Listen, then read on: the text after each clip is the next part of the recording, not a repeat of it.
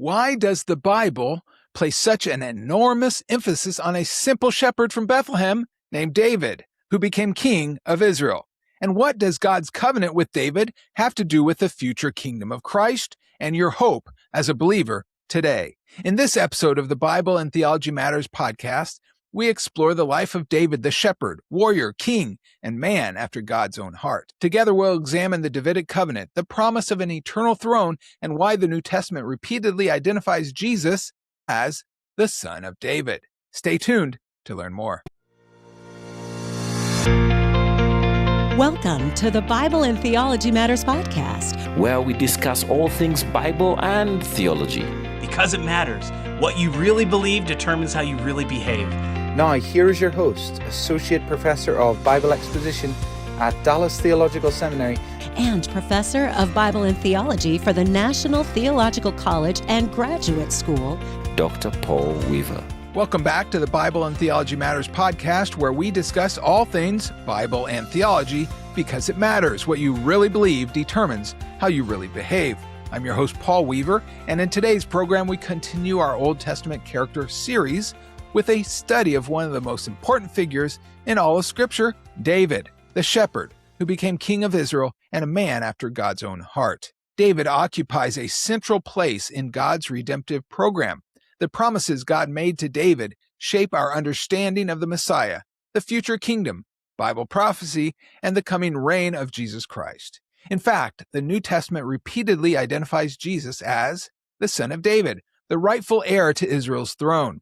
This episode is a republished and updated release of a previous podcast episode, originally recorded for the Learn the Word podcast, which was my previous podcast that I hosted during my time serving as Academic Dean of the Word of Life Global Bible Institute, whose main campus is in Scroon Lake, New York, and there are 10 additional teaching sites around the world. I'm re-releasing it here on the Bible and Theology Matters podcast with permission, of course, as part of our Old Testament character study series. To help us unpack the life and significance of David, I'm pleased to welcome back two outstanding guests from the Friends of Israel Gospel Ministry. First is Christopher Katulka.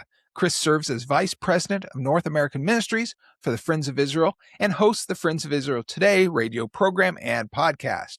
He is a contributor to Israel My Glory magazine and author of the book, Israel Always. Chris is also a graduate of Dallas Theological Seminary with a master's degree in theology, emphasis in Old Testament studies. Also joining us is Steve Herzig, retired Vice President of North American Ministries for the Friends of Israel Gospel Ministry. Steve is a respected Bible teacher, conference speaker, and author specializing in Jewish customs, culture, and biblical theology. I'm grateful to have Dallas Theological Seminary as a sponsor of this podcast. Here at DTS, we offer flexible degree programs online, on campus, and at our teaching sites around the world. With 19 degree programs and certificate programs, there is truly something for everyone. To learn more about studying at DTS, please visit dts.edu. Now let's turn our attention to David, the shepherd king whose throne God promised would endure forever. Well, Chris, what do we know about David's childhood? We're going to talk about David today. What do we know about David's childhood, his tribe, family life? Yeah, David, I actually think a lot of the Old Testament is driving us to the story of David. He's going to become a very influential character in the entire scriptures. Like Abraham did, you're going to see David become the same character. The only character we're missing, Paul, is Moses. I mean, you get Moses in there, we got a good portion of the scriptures covered here. But David is going to be somebody that I think you see, pictures of in the Torah and the Pentateuch, driving us to who he is eventually going to become. You go back to something like Genesis chapter 49, as Jacob is blessing the different tribes of Israel, and it gets to Judah in Genesis chapter 49:10, and it says that the scepter will not depart from Judah, which means that there's a kingship element that's going to come from Judah.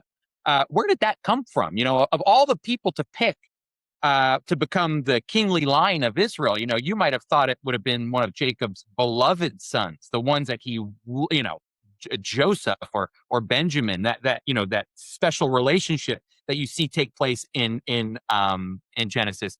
But what happens is you see Judah becomes the primary tribe from which rulership would come. And so as you begin to trace even further, you get to a book like Ruth, a beautiful story, which we're not going to go through the story, but at the very end, I actually think the whole purpose of Ruth is to get us to who the person of David is. I mean, this is the way Ruth chapter 4 ends in verse 16. Then Naomi took the child in her arms and cared for him. The woman living there said, Naomi has a son. They named him Obed, and he was the father of Jesse, the father of David.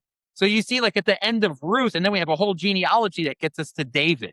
So even Ruth is setting us up for the story of the next book, which will be 1 Samuel, of who David would be. So David actually comes from the house of Perez. His father is Jesse, and they live in the town of Bethlehem, which is the house of bread. It's a very fertile area in Judah. It's only about 5 miles south of Jerusalem. And David, we know from the scriptures, is a shepherd. I mean, he's the youngest of the sons, and he's a shepherd boy, and he is the one that's taking care of the sheep, the goats. And so his family's very agricultural family at that time. And so, this is who David is. He's in the tribe of Judah. And you see this early picture of who he is, that the writer of Samuel has given us an idea of who his father is, who his family is, and essentially how God is molding him at a young age as a shepherd, for eventually what he would become as king. And so this is kind of the background of who David is. He's a handsome boy too. That's what they really want to highlight. He's a handsome guy. And so that's David. Well, Steve, what were the criteria that God used in selecting David amongst his brothers or even amongst all his countrymen? Well, we know that God is a sovereign God. First of all, he does what he wants, when he wants, to who he wants, for whatever reason he wants. But as you look at 1 Samuel chapter 16, I think it's fair to say in verse 7 that we get that question answered. It says, but the Lord said to Samuel, do not look at his appearance or at his physical stature, because I have refused him. He's speaking because of Saul, who is a head taller and all that. So he said, for the Lord does not see as a man sees, for man looks at the outward appearance, but the Lord looks at the heart. Man, that last part of that verse is, yes, we have prophecy. We had to follow the seed from Genesis chapter 3. And as Chris was talking about Ruth, the genealogy becomes very important. And God is a sovereign, omnipotent, omniscient, omnipresent God, knows exactly how that seed has to be preserved and kept. And it goes directly to David. But isn't it interesting that when we look at 1 Samuel chapter 16 and the end of that verse, but the Lord looks at the heart. You get to see that heart a little bit further, just the very next chapter, when David takes those 5 stones and says, you come with sword and buckler, but I come to you in the name of the Lord of hosts. I mean, David had a heart for God.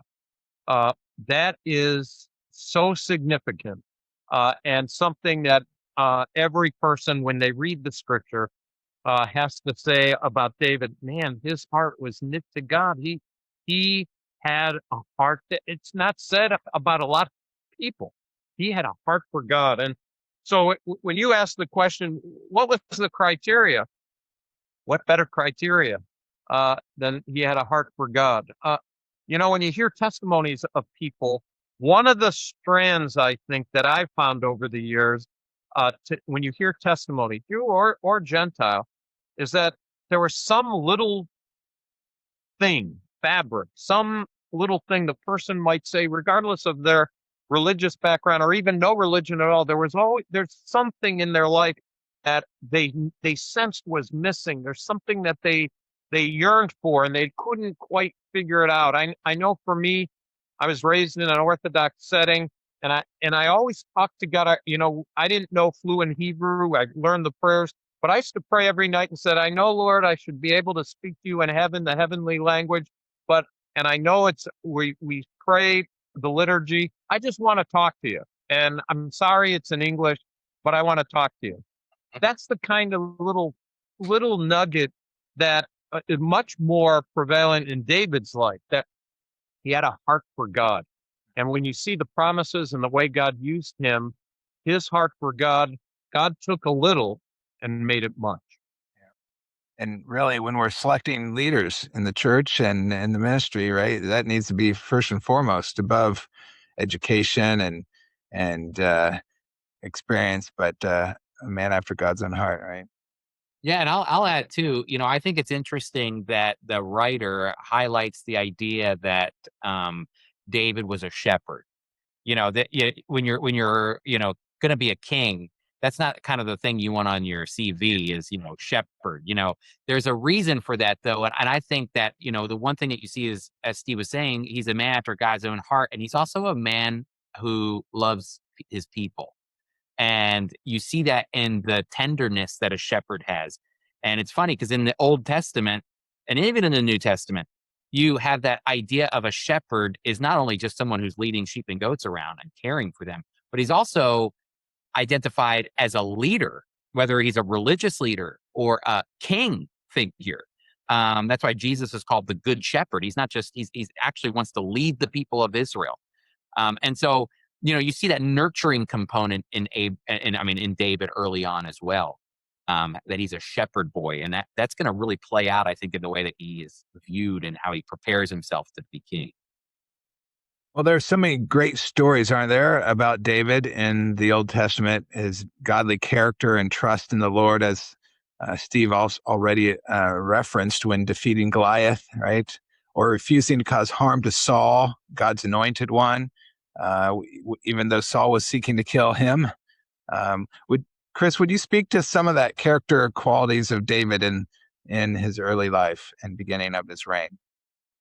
Yeah, I think David, when he took control of Israel, when you get into 2 Samuel, you see a couple things happening with David. Number one, David immediately, I think he really looked at himself not only as the political leader of Israel, but really a spiritual leader as well.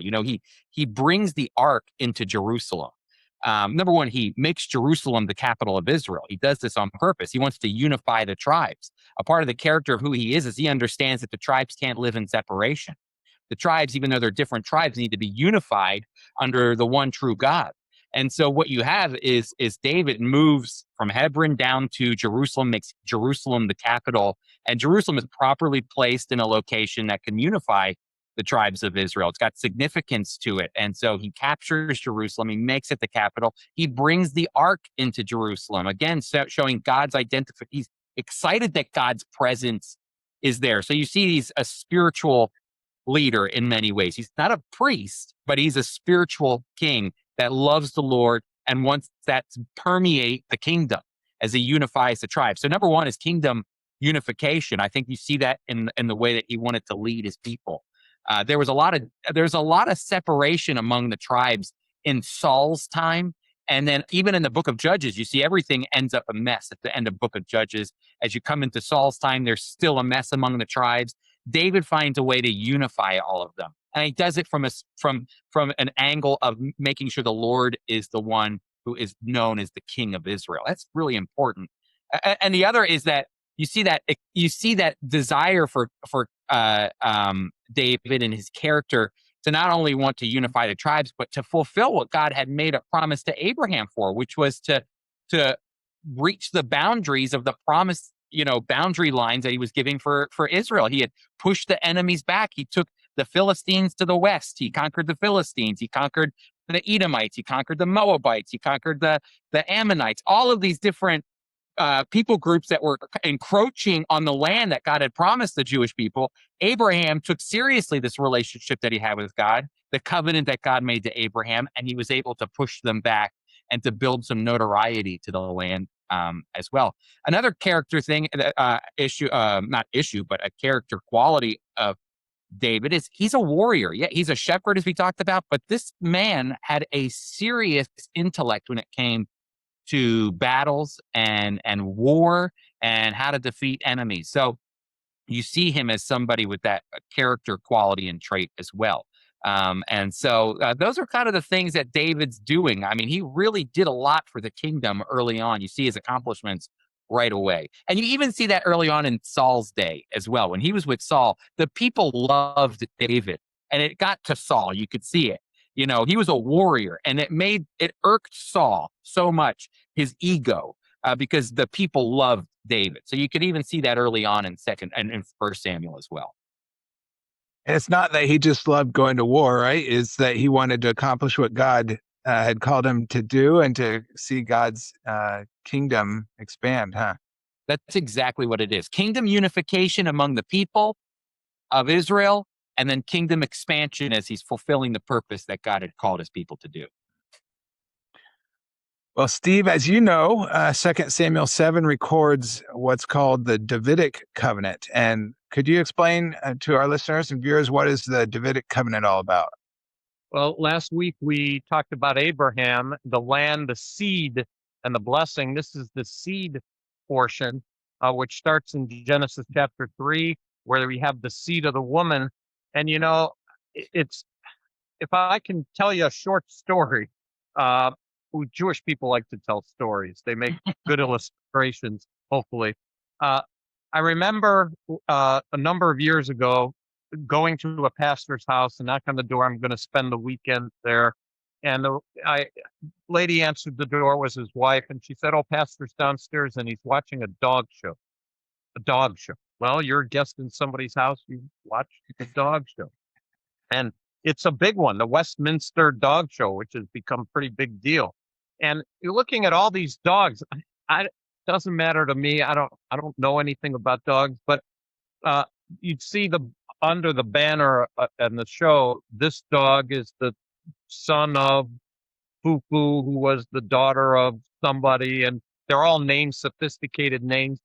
And so the pastor was telling me, no matter what that dog looks like, if it doesn't have the proper papers, it's worthless. Here's these beautiful dogs, and oh no, you have to have the paper. So backtrack from that time that I was at the pastor's house to the time I opened up the New Testament for the first time. And I opened up to the book of Matthew.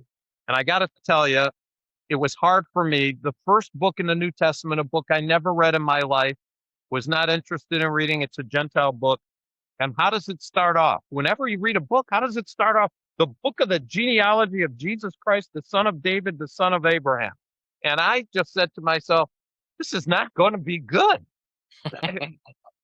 For the next several verses, all I read is somebody begot somebody. I was reading in the King James Version.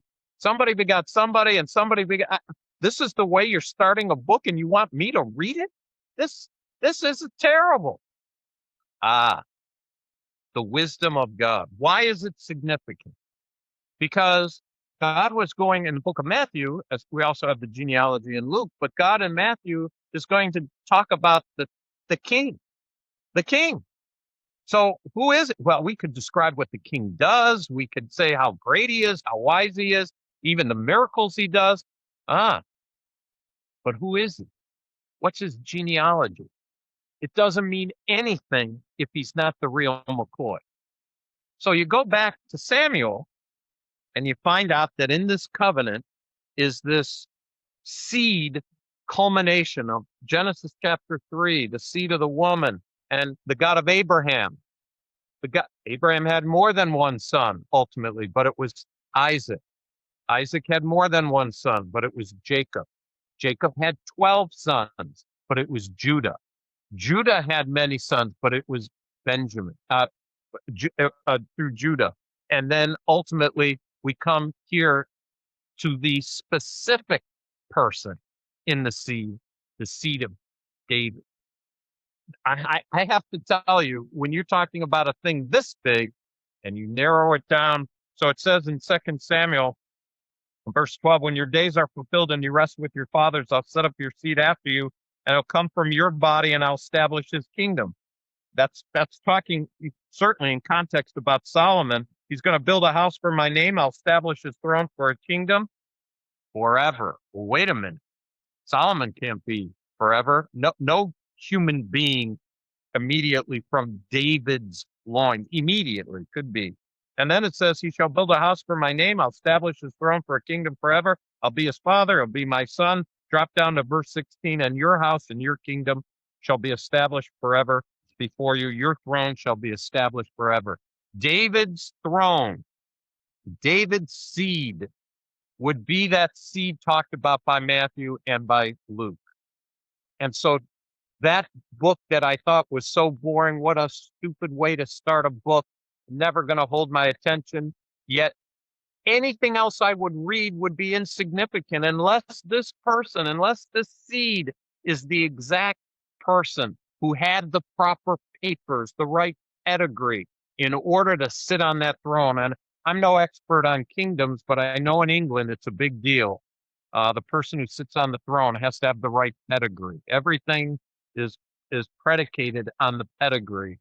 And God was very careful through this seed promise that it would be traced from Genesis and going all the way to where we see him in the book of Revelation as the right person, the only person, the promised seed of Abraham, Isaac, and Jacob to sit on that throne, which is David's throne, but ultimately the throne that will be David's throne where the King of Kings and the Lord of Lords sits on.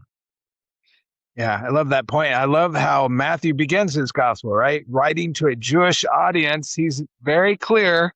The record of the genealogy of Jesus, the Messiah, the son of David, the son of Abraham. So he's telling them right up front, I'm going to prove to you that the Messiah, Jesus, is the Messiah, and I'm going to give you his pedigree. And of course, that's the genealogy that you alluded to there. So I love that. Written to a Jewish audience, that's what they want to know, don't they?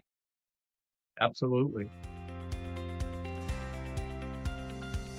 Hello, friends. In just a moment, we will return to our previously recorded conversation. But first, I want to take just a moment to share with you an exciting opportunity that I believe is truly strategic for the cause of Christ. And I want to invite you to be a part of it. At the end of June, in less than a month, I will be traveling to Buenos Aires, Argentina, for a teaching trip that I believe is strategic. I will be teaching a full course on Christian apologetics, how to defend the faith, to approximately 140 students who are coming from all across Latin America and the Spanish-speaking world. Over 20 hours of teaching, equipping these future pastors, teachers, and Christian leaders with the tools they need to answer the hard questions and stand confidently on the truth of Scripture. And then, after that is over, I will be presenting a full-day conference on biblical archaeology at one of the most influential churches in Buenos Aires. This conference on biblical archaeology will be highlighting the discoveries in my book, Faith Affirming Findings, to an entirely new audience. This is how you can be a part of this strategic ministry trip. With the surging costs of airfare and travel, the total cost of this trip is approximately $2,200. If God lays it upon your heart to help make this trip possible, every gift, large or small, makes a real difference. You can give simply visiting FIM for Fellowship International Mission, fim.org/give/Weaver. That's fim.org/give/Weaver. The giving link will also be right there in the show notes. Thank you for your prayers, and thank you for your consideration of investing in the cause of Christ alongside me. Now back to our previously recorded program. Well, last week, Chris, I asked you the same question about the Abrahamic covenant. How do we know that the Davidic covenant is unconditional, that it's not yet been fulfilled, and it's not a spiritual or symbolic fulfillment, but a literal future reign of the Messiah, Jesus Christ? Well, when you go back to 2 Samuel 7, again, there is no predication on David's faithfulness to the covenant here. Actually, it says that God would be the one who would fulfill it. It says this in 2 Samuel chapter 7. It says, the Lord declares to you that the Lord will himself establish a house for you. And when your days are over and you rest with your ancestors, I will raise up your offspring to succeed you. And so, for David, what he's looking at is he's thinking, my line is going to continue forever. This throne will never end, in the sense that I'll have someone in perpetuity that sits on it. But see, so David in his mind is thinking that there's going to be somebody who comes and he will establish.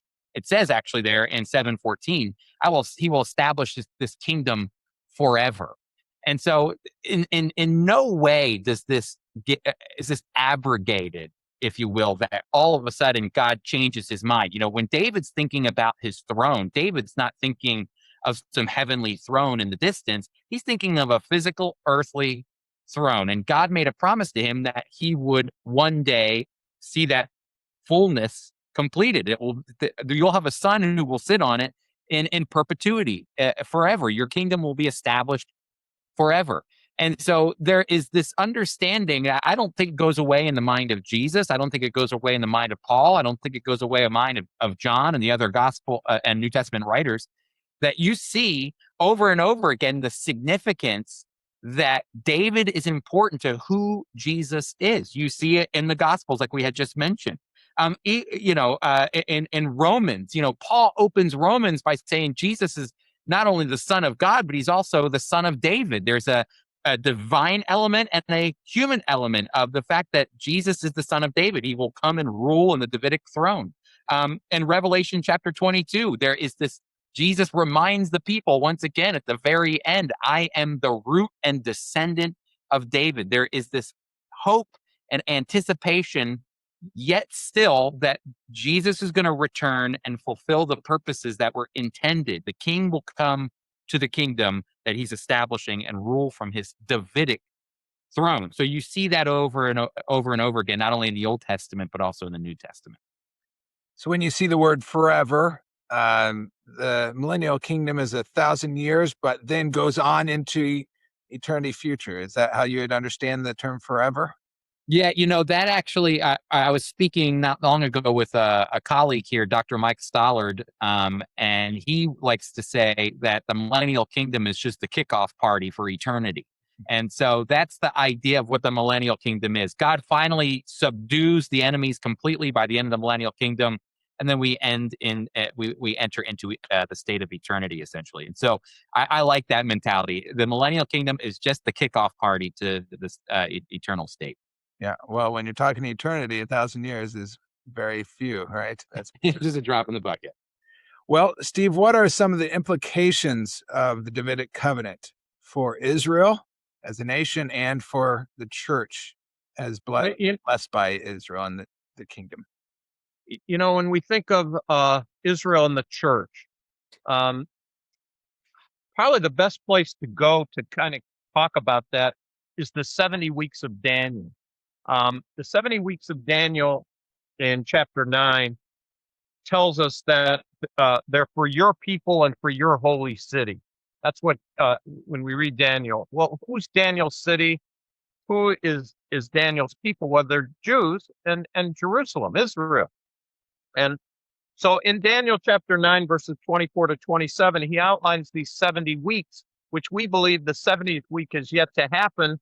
And that 70th week is called by Jeremiah as the time of Jacob's trouble. Mm-hmm. Now, I wish personally as a human being that it wouldn't have been Jacob's trouble. But the fact that he calls it Jacob's trouble means, quite frankly, that it's a Jewish thing. That this trouble, in Yiddish we would say tsuritz, this trouble is uniquely Israel. It belongs to Israel. They get blessing, but they also get curses.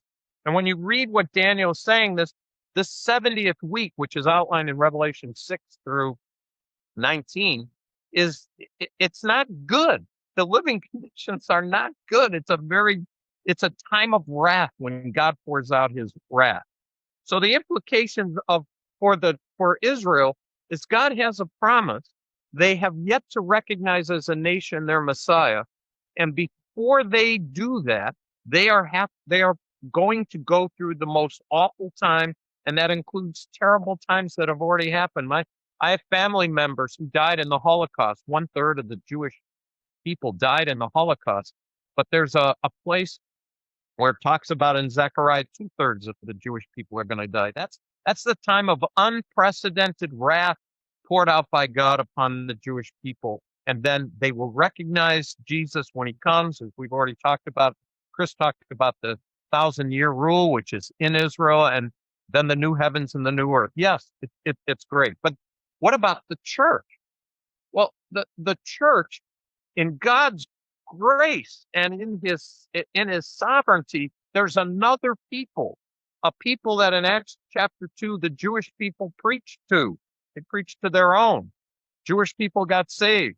There was some difficulty. Hey, is this for Gentiles as well? Is this something we could talk to the Gentiles about? Yeah, and God used the book of Acts to tell us historically how Gentiles got involved in it. And so today it's Jews and Gentiles, the church. We are certainly going to be in the millennium, serving with Christ as he rules. But the church is a different entity, a blessed entity, but different blessing than the blessing that Israel has. You could say that Israel is the earthly people that God is going to bless. And in a literal sense, there will be literal physical people in the Millennial Kingdom having literal physical regular children who have to believe in the Messiah when he's sitting on the throne. And it boggles my mind that there'll be many who won't believe in him. But either way, they're physical people. The church is this unique people called out by God, you and I, and we're trying to reach people in the church who believe that Jesus is the Messiah, for by grace we're saved through faith. It has nothing to do with ourselves. It's the gift of God. And so here is this church, and what are we promised? We're promised in connection with this physical people, we will forever be with him. We're raptured up before this terrible period of time. And wherever Christ is, we are. We're going to be glorified and be just like him to reign and rule with him.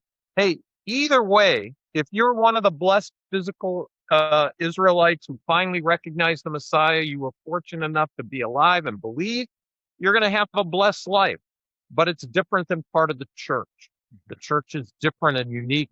And why we have breath, and I know why Word of Life has breath, we want as many people to know about him so that they can be part of the family of God and have that unique relationship that was unbeknownst to the prophets. They didn't know about it. The church is a mystery revealed, and what a blessing it is. Right, Chris? Definitely. Paul, can I add something too about the Davidic Covenant that I think is important? There is a universal nature to the Davidic Covenant that I think is a part of what the blessing is for the church as well. But it's interesting that when you go back, I once had a Jewish guy, a good friend of mine in Dallas. He said to me, Christians were good friends. I just want to tell you something. I can disprove Christianity. I can disprove it. But I feel like you and I are close enough that I can tell you how, without hurting your feelings. I said, have at it, my friend, go right for it. And he said, God never intended to have a son. There is no son. And I said, can I show you something from the Tanakh, from the Hebrew Bible? Yeah, sure, go ahead. I said, I just want to challenge your thinking. And I went to 2 Samuel chapter 7, where it says that the David and the one coming, this chosen one, or his line of perpetuity, the house of David, that they would be, or he would be as a son, and God would be as a father to him. And there's that father-son relationship. And he looked at the English text and he goes, oh, it probably doesn't say that in Hebrew. And I said, oh no, I have a Hebrew Bible. Look, let's look at it. He goes, let's forget about it. But then you get to the end of John chapter 1, and Nathanael is sitting there and he sees Jesus coming, and Jesus says something that blows Nathanael's mind. And Nathanael says to Jesus, you truly are the Son of God. That's 2 Samuel chapter 7, the King of Israel. So that King, Son of God mentality and King of Israel are one word. And so in Psalm chapter 72, to see the universal nature of the Davidic promise, Solomon writes this psalm, and it says, endow the king with your justice, O God, the royal son with your righteousness. May he judge your people in righteousness, your afflicted ones with justice. And it goes down to verse 8. May he rule, this king from Israel, may he rule from sea to sea. And may the river to the ends of the earth. May desert tribes bow down before him, and his enemies lick the dust. May the kings of Tarshish of distant shores bring tribute to him. May the kings of Sheba and Seba bring him gifts. May all kings bow down to this King of Israel. May all kings bow down to him. and all nations serve him. So you see from Psalm 72 that this Davidic promise wasn't just something for Israel, that like the Abrahamic promise that had a universal nature to it, God would bless all the families of the earth through Abraham. Again, with this Davidic promise riding on the Abrahamic promise, there's again this concept that from Jerusalem, the King of Kings would rule. All of the nations again would come, and God would bless all the nations of the world through this king. So again, you see that universal element of the Davidic promise as it's enacted in an earthly sense, in a real sense, and from Jerusalem. That's great. It's going to be an exciting day when a righteous king rules, and there will not be injustices. I mean, when that happens, they'll be quickly and severely dealt with, right? But a righteous king, and we get a wonderful privilege as the church age believers in the church age to rule and reign with him.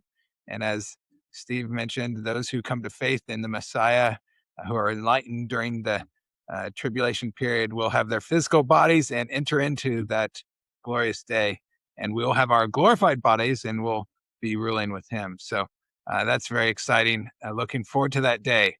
And I know you gentlemen are too.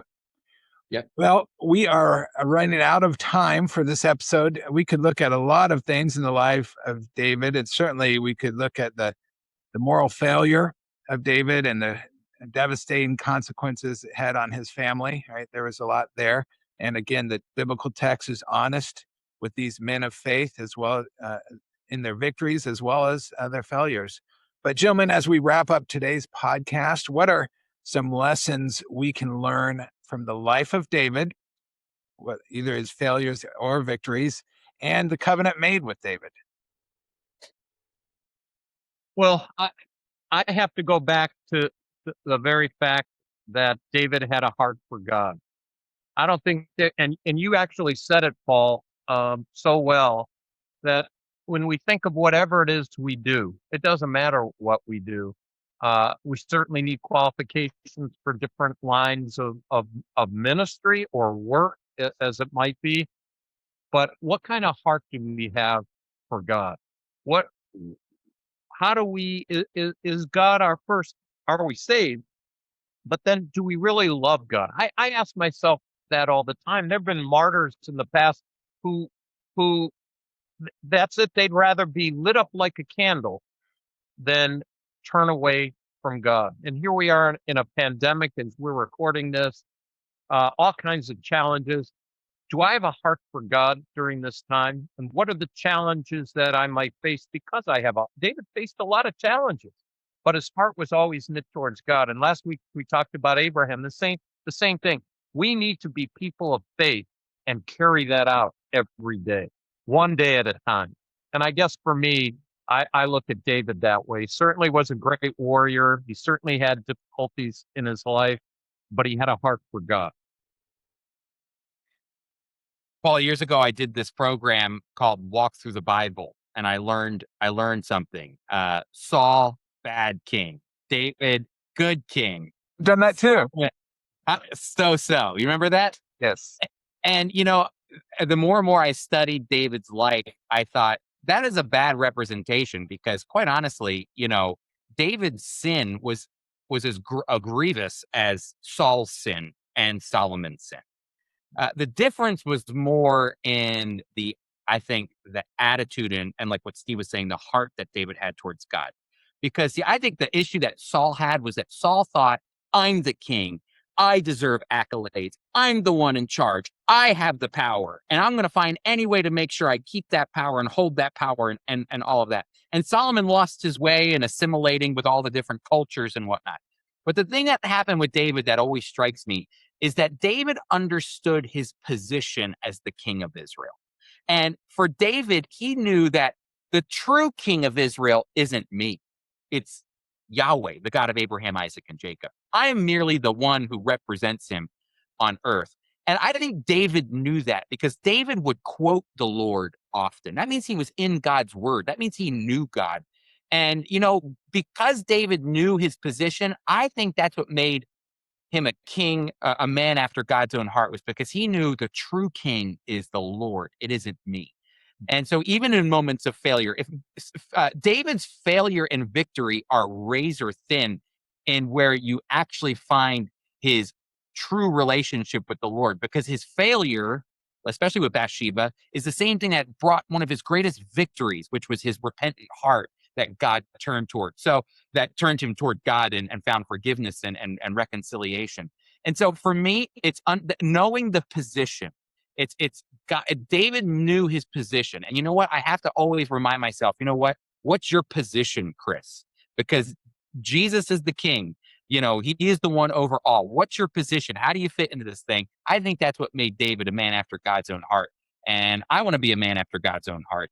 And so I looked to how David did that. And it was through an attitude of humility and understanding of who the true king is. Great insights, Steve. Thank you, Chris. Well, thank you both of you for taking time out of your very busy schedules to join me for the recording of these two podcasts. And thank you for the great work that you are accomplishing with Friends of Israel Gospel Ministry.